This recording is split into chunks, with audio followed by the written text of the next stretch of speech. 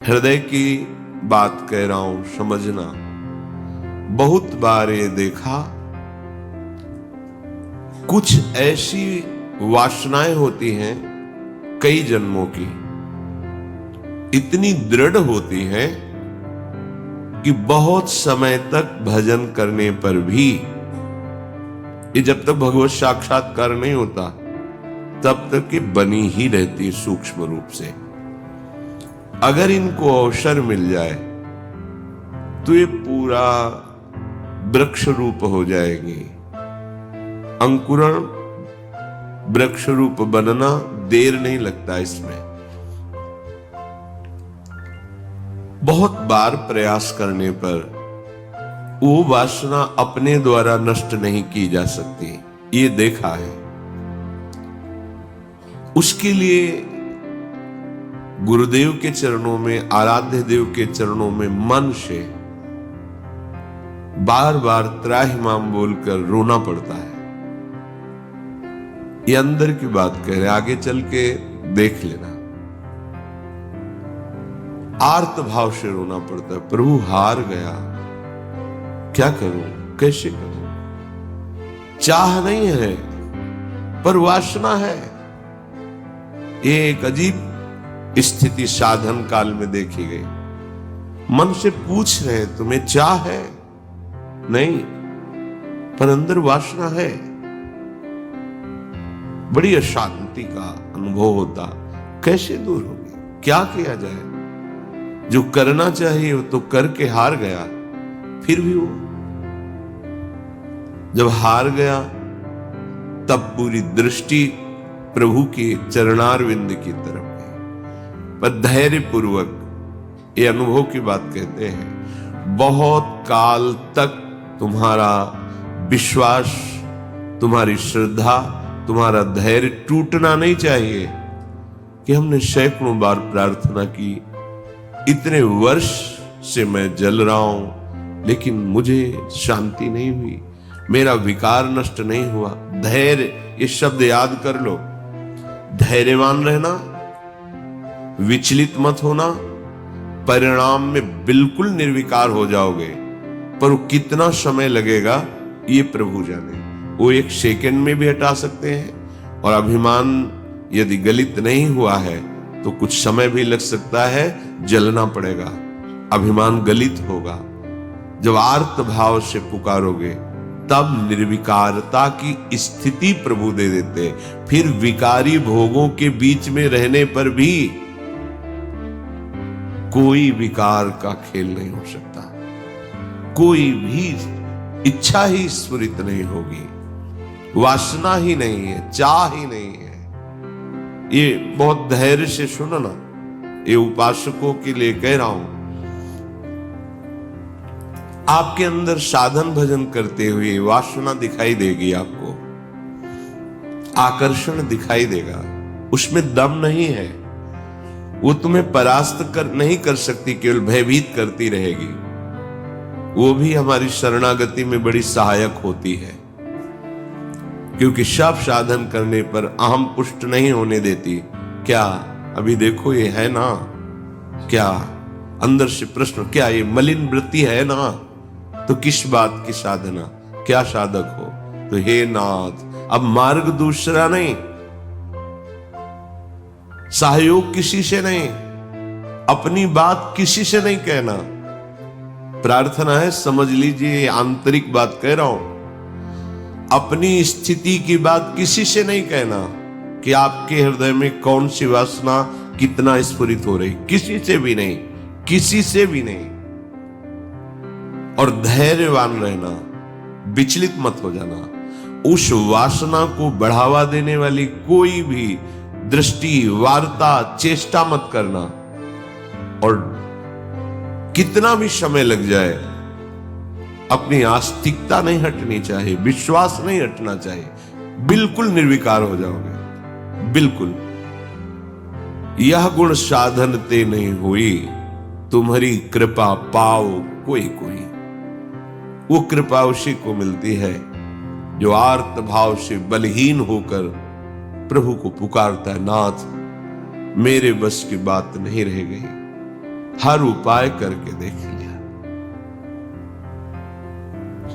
सच्ची मानिए, बहुत ये विचित्र सूक्ष्म बात है। अगर समझ जाओगे तो विचलित कभी नहीं होगे।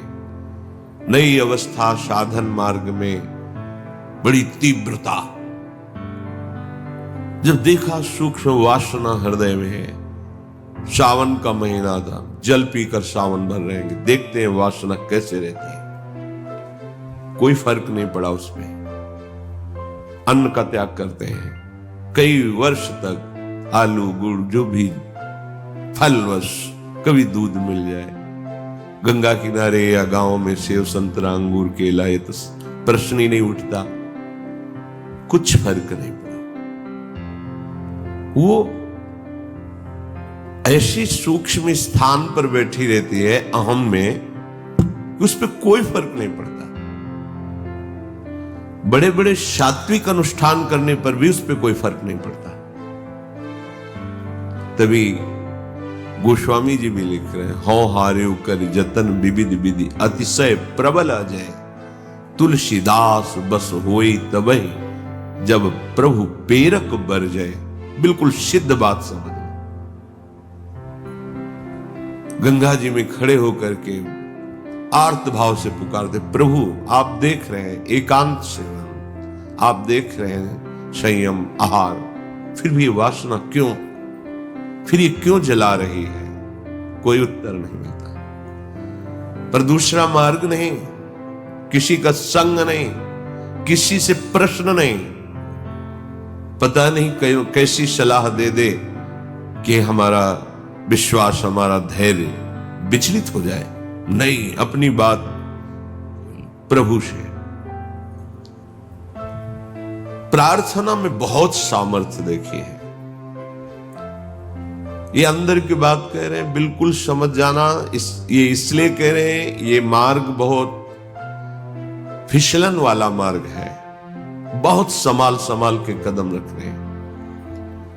अंततो गत्वा ये आया कि हैं हम आपके, जैसे भी हैं वैसे आपके। अब आप देख लो, जैसे रखना चाहते हो वैसे रखो। नाथ मैं हार गया हूं, आप देख लो। कब वो चली गई पता ही नहीं चला। जिससे हम लड़ते रहे, जिससे हम जलते रहे, जिसके लिए हम साधन करते रहे, नहीं फर्क पड़ा। और जब उनके भरोसे छोड़ दिया, कब वो वृत्ति चली गई पता ही नहीं चला।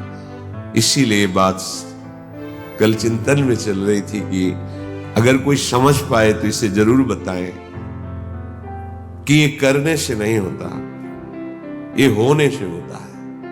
बस देख लिया, मैं आपके बनने योग्य नहीं हूं, पर जैसा हूं आपका हूं। देख लो प्रभु, आप राजी हो तो राजी, मैं जलता रहूंगा, कुमार्गगामी नहीं बनूंगा, अन्य अवलंबन नहीं लूंगा, जलता रहूंगा।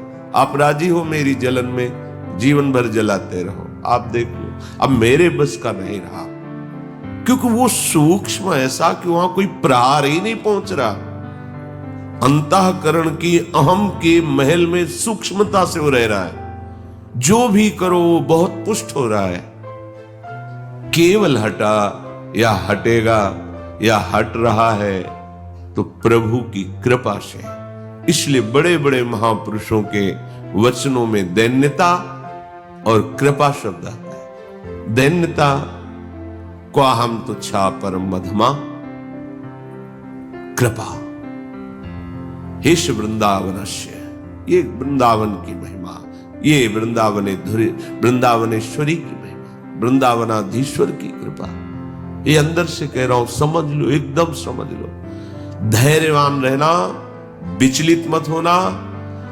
ये न सोचना कि इतना समय हो गया अभी नष्ट नहीं हुआ, बिल्कुल नष्ट हो जाएगा, पता ही नहीं चलेगा।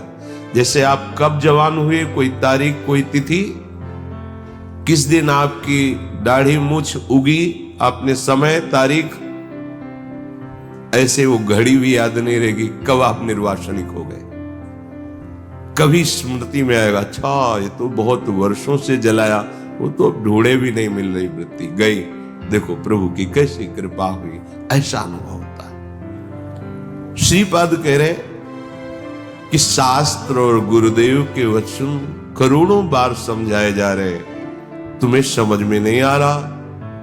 जिससे लोक निंदा हो ऐसी चेष्टाएं, ऐसे आचरण, तुम क्यों संयम में नहीं रह रहे?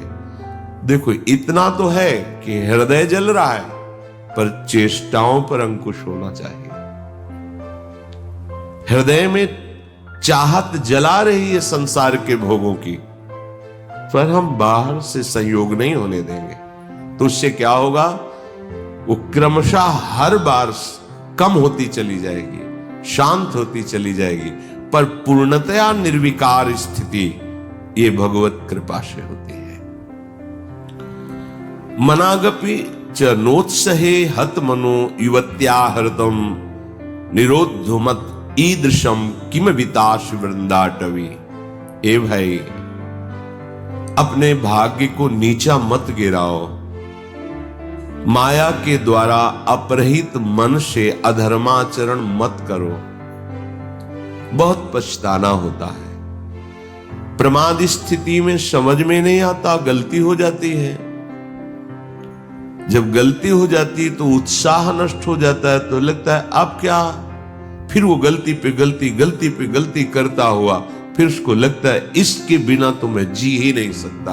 गया हतभाग्य, नीचे गिर गया, भाग्य नष्ट हो गया उसका। जो मनुष्य जीवन, दिव्यता, भगवत तत्व का बोध, भगवत प्रेम प्राप्ति, जगत मंगल करने वाला, वो गिर गया। जहां हमें ये बनना चाहिए था, वहां हम वासना के अधीन हो गए। श्रीपाद कह रहे हैं, अगर कोई रोक सकता है मुझ पतित को, निरुद्ध मत ईदृशम किम विताश वृंदाटवी, तो मुझे वृंदावन रोक सकता है। श्रीपाद की निष्ठा धाम की अद्भुत है। ये धाम मुझे निर्विकार कर देगा। यहां फिरे स्वार्थ आपने, भजन गए फिरे बाह। श्री ध्रुवदास। वृंदावन का जिसको अनुभव हुआ तो देखा है कि वृंदावन का आश्रय ले ले तो धीरे धीरे वो हृदय को निर्विकार कर देता है, प्रिया प्रीतम में कर देता है।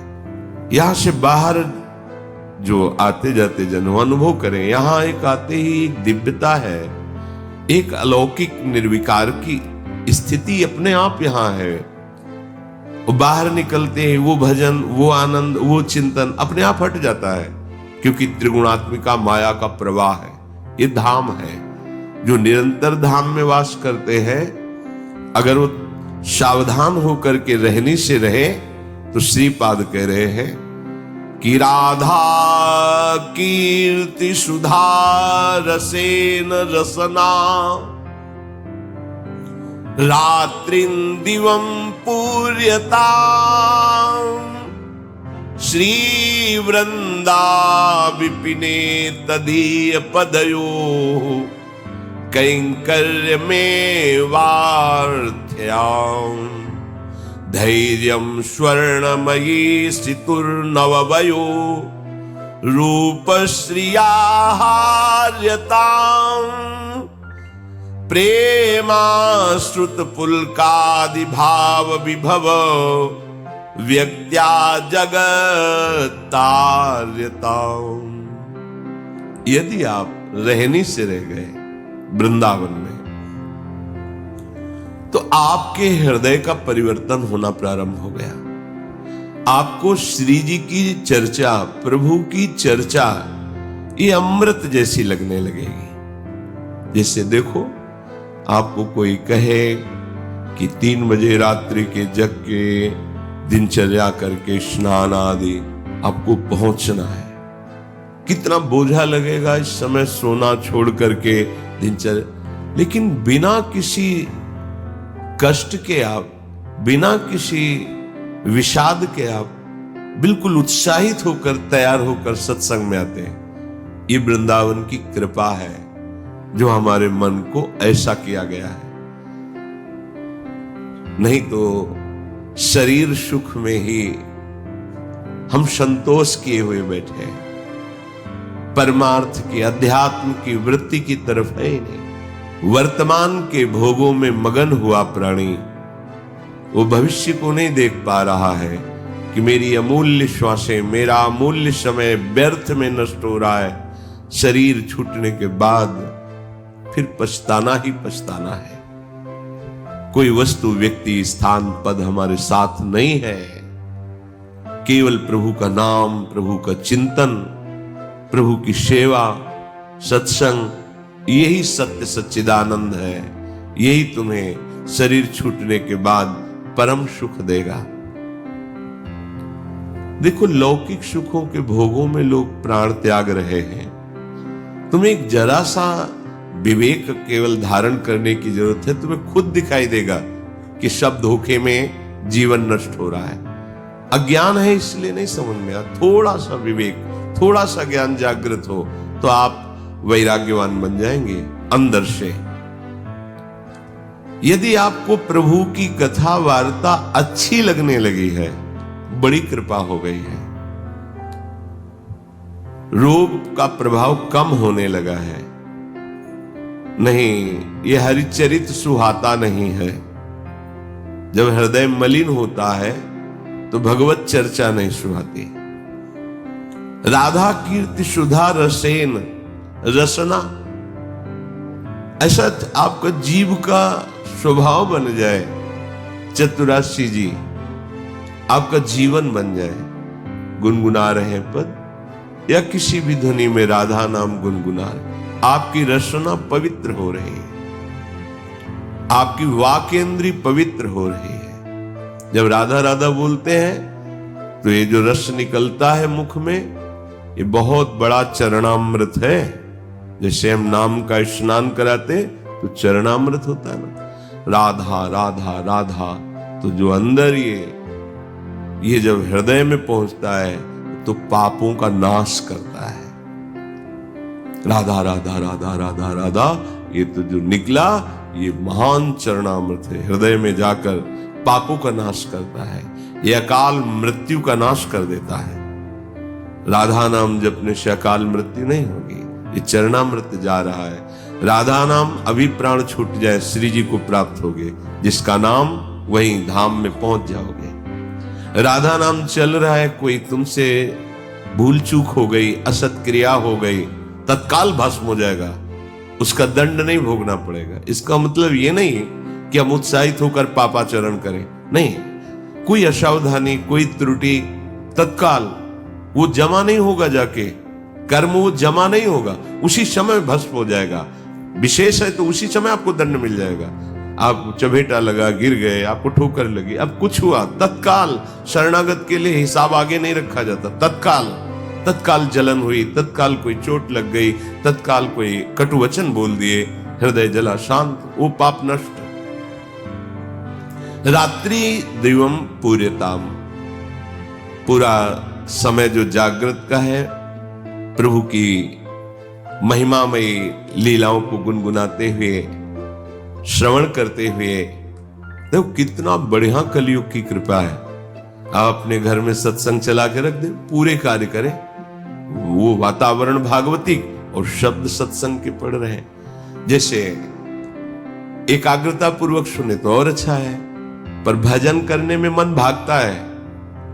अगर सत्संग चला को और फिर भजन करो तो जब भागेगा तो दो बातें हो रही, एक तो नाम चल रहा है और दूसरा सत्संग चल रहा है, तो जा नहीं पाएगा। उसे घेरो पहले, वास्तविक जो भजन का आनंद आएगा वो तो तब खुद अपने आप फिर इच्छा नहीं होगी। ये होगा कि जो नाम चल रहा है उसी को सुने, उसी को देखें, उसी पर। ऐसी स्थिति तक पहुंचने के लिए ये अच्छा है साधन कि सत्संग चला के बैठ गए। अब 1 घंटा का सत्संग चल रहा है और माला लिए बैठे, मन भागने की कोशिश करे सत्संग में, उसे 2 में पकड़ो। सत्संग चल रहा है, नाम चल रहा है, पकड़ा रहे। पूज्य राधा बाबा ने कहा 2 नाम चलाओ एक साथ। कितने प्रवीण महापुरुष हैं, एक तो चल नहीं पा रहा, वो कह रहे एक और अलग अलग। बाबा की अलग अलग महापुरुषों का चिंतन होता है कि जैसे हम जप रहे हैं ये नाम और चिंतन मिला रहे हैं मंत्र। अब भागेगा तो कहां भागेगा? जो नाम भी जपना, चिंतन मंत्र का करना है। चल रहा है मंत्र, चिंतन राधा नाम। देखो एक ही में नहीं टिकता है तो 2 कितने प्रवीण, भाग तो भाग, काम भाग के जाएगा, घेरते हैं। तो चलो अपने में इतनी योग्यता नहीं है कि एक साथ, तो फिर सत्संग है, प्रभु की छवि सामने रख लो, बार बार निहारते रहो, इसको डबल लगाना पड़ेगा। वास्तविक परमानंद का अनुभव एक में ही होगा, पर वहां तक पहुंचने के लिए हमें एकाग्रता लाने के लिए ऐसे बाहरी साधन रखने चाहिए जिससे अब बाहरी साधन टेलीविजन न रखे कि माला चल रहा है और नाटक सिनेमा देखोगे तो फिर वो नहीं, भागवतिक ही होना चाहिए। कोई भगवत प्रेमी महापुरुष के वचन या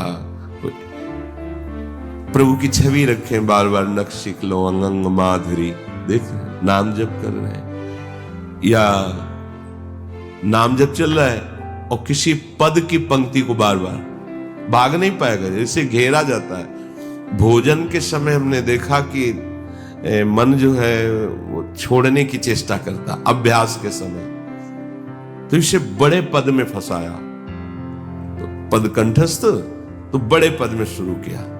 अब आराम से पूरी पद में दृष्टि, क्योंकि बड़ा पद भूल जाएंगे तो भूल जाएंगे, फिर आराम से पा रहे और पद पूरा चल रहा है। धीरे धीरे ऐसा कि कवल उठाते ही पद चलने लगे। अब 1 घंटा लगे प्रसाद पाने में, आराम आराम से पा रहे हैं, पूरा पद चिंतन करते हुए। जहां हमें लगे कि हमारा भजन छूटता है वहां से पकड़ाओ, मन को पकड़ो, कोई पद पकड़ा दो, कोई भजन पकड़ा दो, कोई ध्वनि पकड़ा दो। एक बार ये पकड़ लेना, फिर इसका स्वभाव है ये बार बार उसी को पकड़ता है। जैसे हमने विषयों को पकड़ा दिया तो बार बार विषयों में जाता है। प्रभु की भक्ति के अभ्यास में लगा दे तो ये इसका अभ्यास करने लगता है।